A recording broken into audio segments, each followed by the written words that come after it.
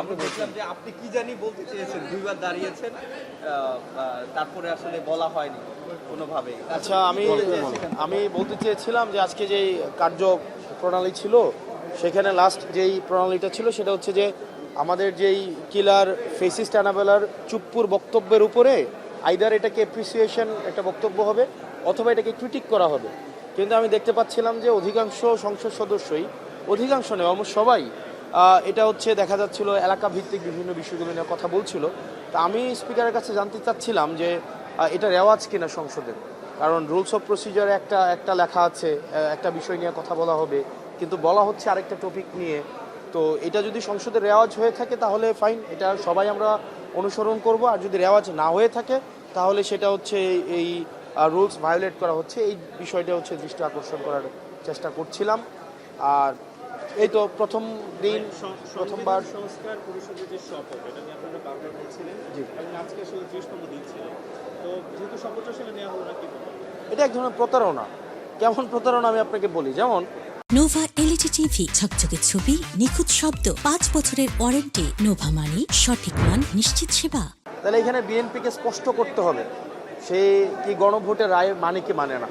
যদি গণভোটের রায়কে সে মেনে থাকে তাহলে গণভোটটা কিসের উপরে হয়েছিল? গণভোট কিন্তু হয়েছিল জুলাই সনদের উপরে যেই আদেশটা হয়েছিল সেই আদেশের উপরে কিন্তু গণভোট হয়েছিল। এখন আপনি গণভোটের রায় আপনি বলছেন আপনি জুলাই সনদ বাস্তবায়ন করবেন, কিন্তু জুলাই সনদের আদেশের উপরে যে গণভোটটা হয়েছে সেটাতে 68% মানুষ তার ম্যান্ডেট দিয়েছে। এবং জনাব সালাউদ্দিন সাহেব মানুষের এই ম্যান্ডেটটাকে উনি মক করেছেন। উনি কিভাবে মক করেছেন? উনি এটাকে নিয়ে একদম প্রহসন করেছেন। উনি বলেছেন যে যারা ভোট দিয়েছে, যারা হা ভোট দিয়েছে বা না ভোট দিয়েছে, তারা আসলে পরে দিয়েছে কিনা এটা নিয়ে উনি সংশয় প্রকাশ করেছেন। অর্থাৎ উনি বলতে চেয়েছেন যে মানুষের বোধ নিয়ে, রাজনৈতিক বোধ নিয়ে উনি এখানে একটা প্রহসন করেছেন। অর্থাৎ 68% মানুষ হ্যাঁ ভোটের পক্ষে ভোট দিয়েছেন, এটাকে উনি প্রশ্নবিদ্ধ করেছেন যে ওটা বুঝে দিয়েছেন কিনা। তো সেই জায়গায় আমাদের কাছে মনে হয়েছে যে বিএনপি, আমরা দেখেছি গণভোটের পক্ষে জনাব তারেক জিয়া উনি প্রচারণা চালিয়েছেন হ্যাঁ ভোটের পক্ষে। তার মানে কি উনি আদেশের পক্ষে উনি প্রচারণা চালিয়েছেন। এখন আদেশের পক্ষেও প্রচারণা চালাইলেন, গণভোটের পক্ষেও প্রচারণা চালালেন। এখন এসে আপনি বলছেন যে কনস্টিটিউশনকে, বিদ্যমান যেটা 72-এর সংবিধানকে আপনি রেখে দিয়ে সেটার আলোকে আপনি রিফরমেশন প্রক্রিয়া আগাবেন, যেটা এক ধরনের জাস্ট এটা আপনার একটা ডুয়েল একটা স্টেট, এবং এটা এক ধরনের দ্বিচারিতা। এবং পুরা নির্বাচনের গণভোট নিয়ে সেখানে একটা দ্বিচারিতা করা হয়েছে। এখানে ঐকমত্য কমিশন নিয়ে একটা দ্বিচারিতা করা হয়েছে। এবং এক ধরনের যেই মনোভাব, এটা বেগম খালেদা জিয়া উনি কিন্তু বলেছিলেন যে যেদিন জনতার ক্ষমতা এই সংসদে প্রতিষ্ঠিত হবে, যেদিন জনতার সরকার এই সংসদে আসবেন, সেদিন এই সংবিধান ছুঁড়ে ফেলা হবে।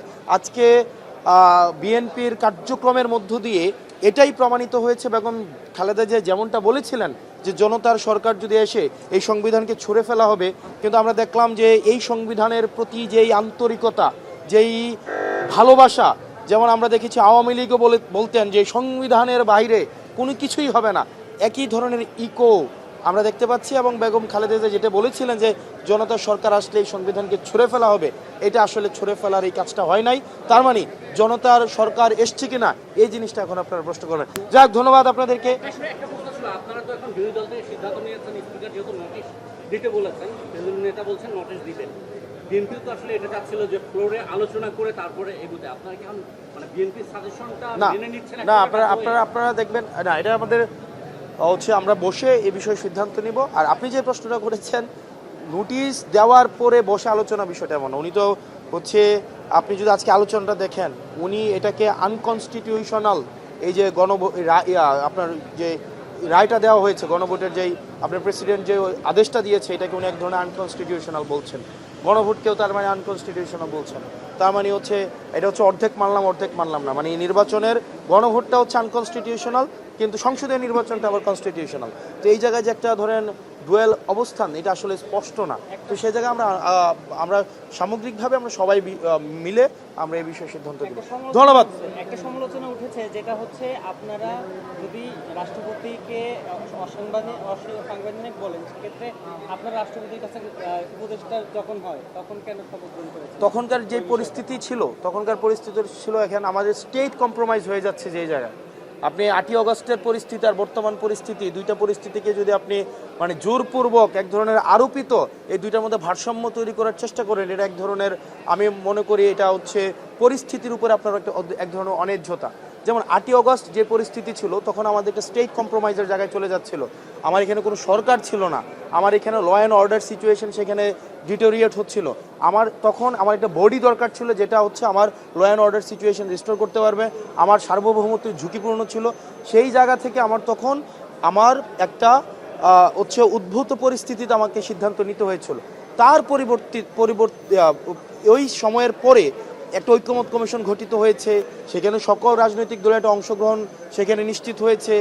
এরপরে আজকে যখন এই পরিস্থিতি আর আগের 8ই অগস্টের পরিস্থিতি, দুইটাকে যখন আপনি জোরপূর্বক একটা মিলানোর চেষ্টা করেন, এটা আসলে আমার কাছে মনে হয় আপনার পরিস্থিতিটাকে আবার পুনর্বিবেচনা করা উচিত। তাইলেই হচ্ছে এই জিনিসটাকে আপনি হচ্ছে বিবেচনা করতে পারবেন। ধন্যবাদ আপনাদেরকে। আসসালামু আলাইকুম।